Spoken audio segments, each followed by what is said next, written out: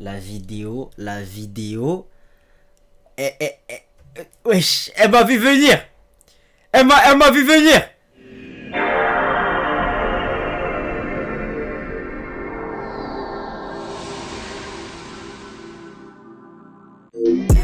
Chacun l'a réfléchi, hein. Fais pas tes mots au pif, c'est vrai j'ai le pif pour chercher le bif, mais faut savoir faire la diff, hein. Ça sert à rien de signaler au ref, hein. Personne va t'aider, toi tu rêves. Ça sert à rien de signaler au ref, hein.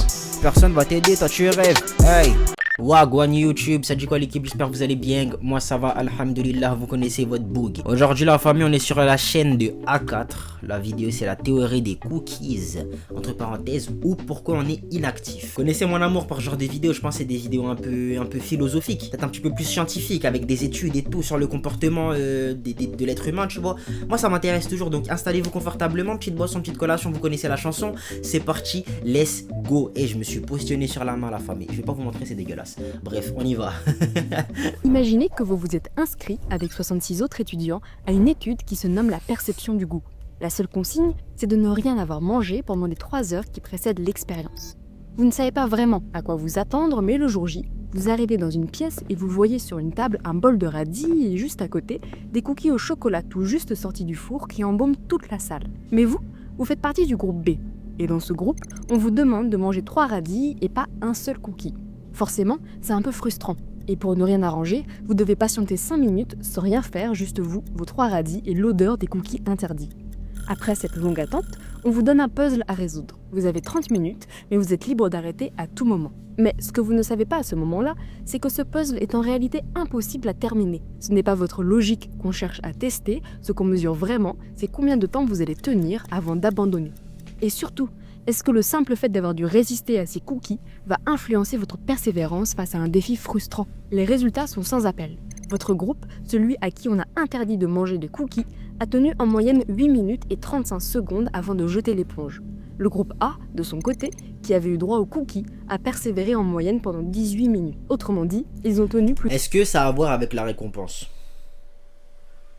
Je suis en train de pré-shot là, je pense que ça a à voir avec la récompense. de 2 fois plus longtemps. Cet écart de temps peut sembler anodin, mais Roy Baumeister, le psychologue à l'origine de l'expérience, sait qu'il vient peut-être de mettre le doigt sur quelque chose de fondamental dans notre manière de fonctionner. En fait, il vient de prouver à quelques détails près que la volonté humaine est une ressource limitée. Autrement dit, lorsqu'on vous demande de résister à une première tentation, ici les cookies, vous serez ensuite plus enclin à céder face à une seconde, comme l'envie de quitter la salle plutôt que de vous acharner sur un puzzle insoluble.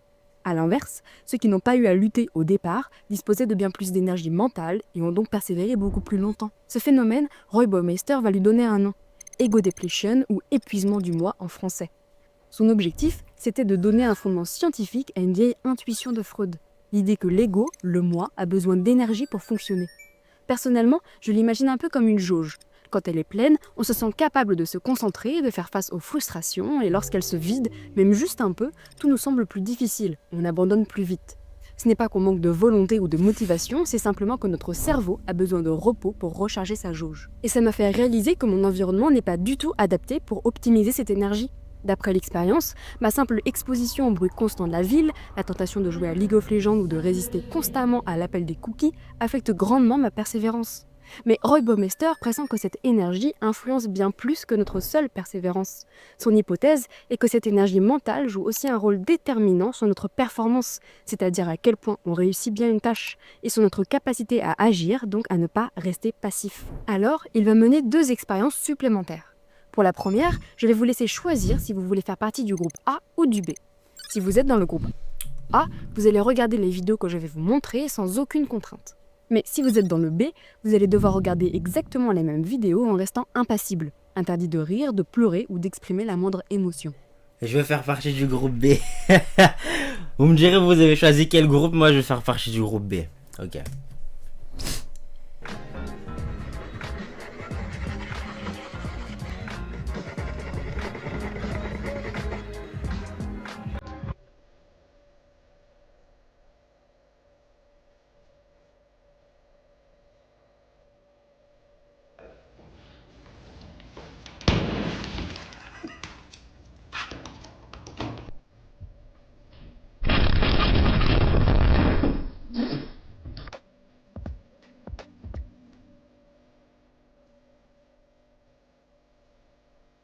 Maintenant, vous allez tous devoir résoudre le plus d'anagrammes possible, c'est-à-dire remettre des lettres dans le bon ordre pour former un autre mot. Vous avez 30 secondes.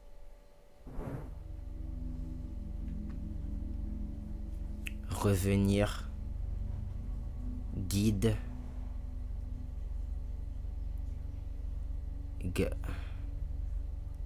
Oula, je sais pas. Magie. Loupe.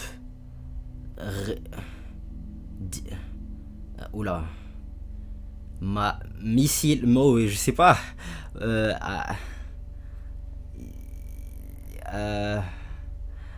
Ok, Bref, j'ai fait de mon l'expérience est mieux. maintenant terminée. Et si vous avez bien suivi jusque-là, vous devriez avoir compris que les participants du groupe A, qui n'ont pas eu de restrictions, sont moins fatigués mentalement. Ils auraient donc fait une bonne performance à la résolution des anagrammes.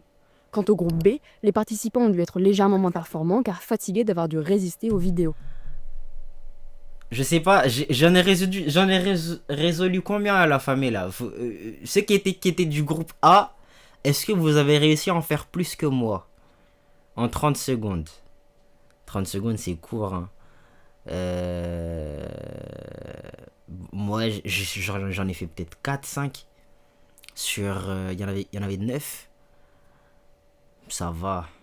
Et en fait, on est censé sentir cette fatigue, genre, du cerveau, genre. De la volonté, on est censé la ressentir. Parce que moi, je ressens pas vraiment le truc, quoi. Et là, ceux du groupe B, je vous vois venir. C'est normal que vous n'ayez pas ressenti de difficultés particulières. Dans l'étude originale, les participants non plus ne se sentaient pas spécialement fatigués. La vidéo. Wesh, elle m'a vu venir. Elle m'a vu venir. Wesh. Elle m'a répondu, genre j'ai parlé là, elle m'a répondu. En fait, finalement, qui fait un react, finalement? qui fait le react là? Tu me dis, hein? Wesh. Pourtant, les résultats sont bien réels. Le groupe B a été 30% moins performant. Le A a résolu en moyenne 7,29 anagrammes contre seulement 4,94. J'en ai fait 5. L'étude est réelle. Dingue. Pour le B.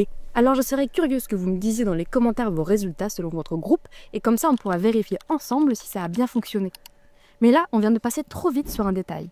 Perso, je trouve ça fou que contrairement à la fatigue physique qu'on perçoit facilement dans notre corps, la fatigue mentale est presque invisible. C'est ce que je dis, genre... Comment tu sais que là, t'es pas censé... Genre, t'es censé recharger les batteries, tu vois? Que voilà, là, c'est pas le moment d'essayer de te forcer à faire certaines choses, que tu seras pas performant, que tu seras... Voilà. Parce que quelque part, c'est contre-productif. Si t'as une fatigue mentale. Mais le problème, c'est que tu veux pas la ressentir. Comment on fait? Parce que si on ne ressent pas cette fatigue, on ne peut pas vraiment l'anticiper. Et personnellement, ça a Exactement. mis en lumière pas mal de moments dans ma vie où je me suis sentie super nulle. Que ce soit des examens, des games de LOL ou d'échecs. Alors, je nie pas que d'autres facteurs entrent en jeu, mais je pense aussi que je n'arrive pas bien à identifier mon état de fatigue mentale et donc les bons moments pour être performante. Il n'y a aucun signal clair, aucun voyant qui s'allume alors que quand on fait un effort physique, on est essoufflé ou courbaturé. Et l'explication scientifique derrière ça est assez étonnante. Le cerveau, contrairement aux muscles, n'augmente que très peu sa consommation d'énergie lorsqu'il est fortement sollicité. Nos réserves ne s'épuisent pas plus que quand on est au repos. Mais un déséquilibre va se créer au sein même du cerveau. Certaines zones sont surstimulées et vont donc rapidement saturer, on pourrait dire surchauffer. Et pour éviter cette surchauffe qui libère des toxines, le cerveau force le ralentissement de la zone en question. Il réduit alors nos capacités cérébrales sans même qu'on en ait conscience. Mais ce que je me demande alors, c'est jusqu'où va ce phénomène? Est-ce que ça pourrait vraiment, à ce point, nous empêcher d'accomplir, même inconsciemment, les gestes les plus simples? Parce que jusque-là, Roy a testé son hypothèse sur des actions complexes, comme un puzzle insoluble ou la résolution d'anagrammes. Heureusement pour nous, il y a une dernière expérience dans cette étude qui va répondre à toutes nos questions. Les participants ont été, encore une fois, répartis en deux groupes. Le groupe A, qui n'a subi aucune contrainte mentale, et le B, déjà cognitivement fatigué par un exercice exigeant. On leur a ensuite demandé de regarder une vidéo volontairement très ennuyeuse, avec la possibilité d'appuyer sur un bouton à tout moment pour arrêter et partir. Si l'on suit la logique des deux premières expériences, on pourrait s'attendre à ce que le groupe B, déjà épuisé mentalement, abandonne plus vite. Mais en réalité, ce n'est pas du tout ce qui s'est passé. Le groupe B est resté en moyenne 77% plus longtemps devant la vidéo que le A. Et l'explication, je la trouve Est-ce que ce serait dû au fait que ils savent déjà ce que c'est que d'être dans une situation inconfortable comme celle-là, du coup ça les dérange moins. Je suis en train de pré-shot, est-ce que c'est ça? Complètement dingue. Petit rappel, pour quitter la vidéo, il fallait faire un micro-effort, appuyer sur un bouton. Et bien comme ce micro-effort demandait un minimum de volonté et d'action, le cerveau des participants déjà fatigués a cherché à l'éviter. C'est pire. C'est pire. Ça veut dire que appuyer sur le bouton, pour le cerveau, c'est encore plus fatigant que de rester sur cette vidéo éclatée au sol. Dingue. Mais la fatigue mentale, c'est une dinguerie. Je suis en train de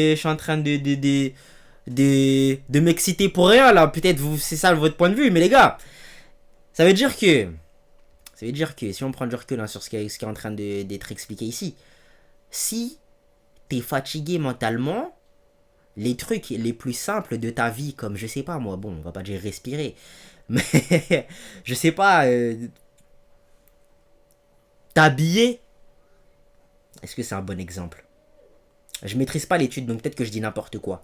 Mais des actions très très simples, on n'est pas capable de les faire. C'est une folie, wesh. Le cerveau a choisi de rester immobile plutôt que de dépenser de l'énergie, même pour une action aussi simple qu'appuyer sur un bouton.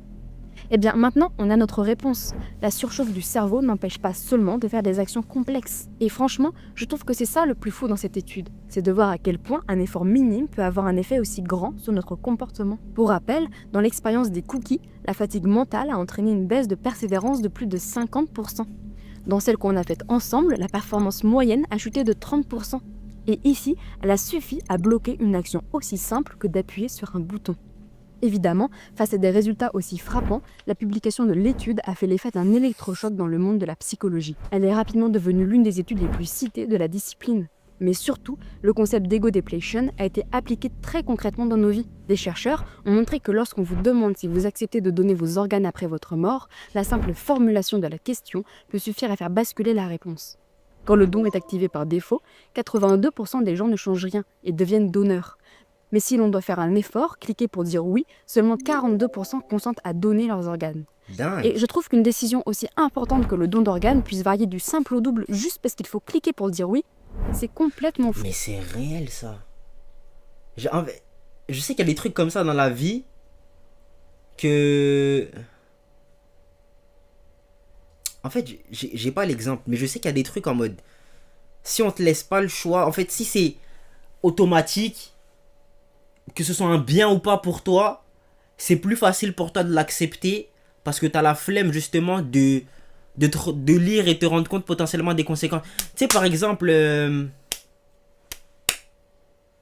sais pas si l'exemple il est pertinent, mais en gros, quand tu vas lire par exemple des conditions de vente ou des conditions de peu importe, tu sais, quand tu télécharges le nouveau iOS et tout, t'as tout ça, tout un pavé de conditions d'utilisation, tu vois. C'est plus facile de scroll tout en bas, mais le problème c'est que c'est un effort de ouf. Donc l'exemple il est pas si pertinent que ça, tu vois. Tu sais que pour avoir accès à ton téléphone, t'es obligé d'accepter. Du coup, je pense que 100% déjà ils acceptent. L'exemple il est pas pertinent les gars, je vais fermer ma bouche. Mais j'ai capté ce que la personne elle essaie de nous expliquer. C'est pour cette raison qu'en 2017, la France a changé sa loi. Désormais, tout le monde est présumé donneur, sauf si l'on s'inscrit sur le registre de refus. Mais en réalité, ce qui m'a vraiment fait réfléchir, après avoir lu l'étude de Roy Baumeister, c'est cette question toute simple. Comment limiter au maximum la fatigue mentale, histoire de garder mon énergie pour ce qui compte vraiment pour moi? Eh bien, en cherchant des solutions concrètes, je suis tombée sur une pub assez étonnante. Une boîte à cookies avec un minuteur intégré. Le principe est simple. Tu mets tes cookies à l'intérieur, tu règles un compte à rebours et une fois verrouillé, impossible de l'ouvrir avant la fin du temps imparti. Mais très vite, beaucoup de gens l'ont détourné pour résister à d'autres tentations, scroller sur son téléphone, dépenser trop d'argent ou jouer aux jeux vidéo. Sur le moment, ça m'a paru être une super idée. La boîte rend la tentation totalement inaccessible et donc en théorie, plus besoin de lutter. Mais très vite, je me suis rendu compte d'un problème. La frustration, elle, ne disparaît pas pour autant. Le seul moyen pour ne plus être frustré serait alors de ne plus être tenté. Et justement, je suis tombée sur une étude qui confirme cette intuition. Elle s'intitule « What's so great about self-control » et les chercheurs ont voulu comprendre ce qui, au quotidien, nous empêche réellement d'atteindre nos objectifs. Ils ont suivi 159 étudiants pendant plusieurs mois et leur ont régulièrement demandé s'ils ressentaient des tentations, s'ils faisaient des efforts pour y résister et surtout où ils en étaient dans la progression de leurs objectifs personnels. Au bout de plusieurs mois, ils ont constaté que ceux qui atteignaient le mieux leurs objectifs ne sont pas ceux qui ont le mieux résisté aux tentations, mais ceux qui ont été le moins exposés. L'étude me fait réaliser que ce n'est pas tant la volonté qui nous manque, c'est l'envie. Donc faut littéralement supprimer en fait la tentation, faut même pas genre l'avoir dans son champ de vision, c'est est-ce qu'on aurait pu trouver ça tout seul? Peut-être. Environnement. Parce que ce qu'on appelle le manque de motivation, c'est souvent juste une mauvaise organisation autour de soi. Et à l'inverse, quand on prend le temps de repenser son cadre de vie, même par petites touches, les résultats changent sans qu'on ait besoin de lutter. Le cerveau, comme l'eau, suit la pente la plus facile. Si la pente mène vers une distraction, il ira vers la distraction. Alors si je veux qu'il avance dans le bon sens, je dois faire en sorte que ce soit le chemin le plus facile. Mais évidemment, il ne suffit pas de claquer des doigts pour changer d'environnement. Je peux jeter les cookies, mais je peux aussi en racheter. Je peux désinstaller League of Legends, mais le réinstaller prend 2 clics et je ne vais pas non plus balancer mon ordi par la fenêtre. Autrement dit, même quand on veut faire les bons choix, on reste cerné par nos habitudes, nos objets, tout ce qui nous ramène sans qu'on y pense vers les anciens automatismes. Mais ce n'est pas grave, parce que ce n'est pas une question de perfection. Le vrai travail, ce n'est pas de se priver, c'est de rendre la tentation moins évidente, moins accessible et moins automatique. Comment on fait? Ma tentation la plus importante, c'était de jouer à LoL. Alors j'ai commencé petit. J'ai arrêté de suivre la ligue e-sport, j'ai caché le jeu au fin fond de plusieurs dossiers dans mon ordi, je me suis entouré de gens qui ne jouaient pas. Ajouter de la difficulté dans justement... Ok, je vois ce que tu veux dire, En mode, si toi ton truc c'est quoi? J'ai toujours des exemples éclatés, frère.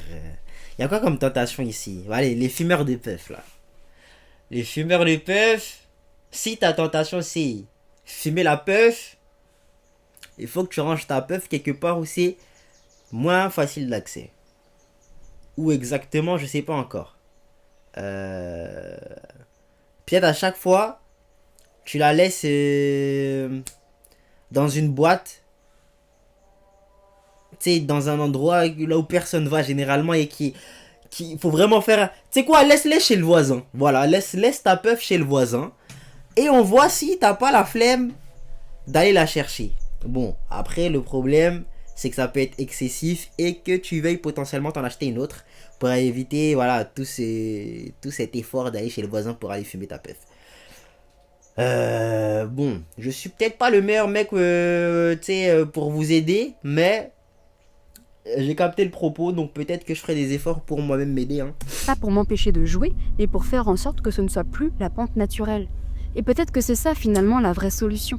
Rendre plus facile ce qu'on a vraiment envie de faire. Comment? C'est quoi que j'ai vraiment envie de faire, moi? Je sais pas. Très longue vidéo, moi j'ai kiffé, ça m'a bien fait réfléchir. Mais est-ce que maintenant je suis pas fatigué mentalement? C'est ça la question. Et voilà la famille, vous me direz ce que vous avez pensé dans les commentaires. Nous on se dit à la prochaine pour la prochaine. Vous savez quoi faire pour donner la force. Ciao les nazes. C'est nous qui font la difficile. Qui font la difficile. La meuf, elle fait la difficile. Mais quand elle verra le bif ici, elle fera demi-tour aussi vite qu'elle est repartie. On les connaît les comme elle. On les connaît les comme elle. Hey, dans ce game, je suis le colonel. Hey, dans ce game, je suis le colonel. Pardon. Hey, c'est moi le colonel. Hey, dans ce game, je suis le colonel. Hey, c'est moi le colonel. Hey, tout le monde me connaît.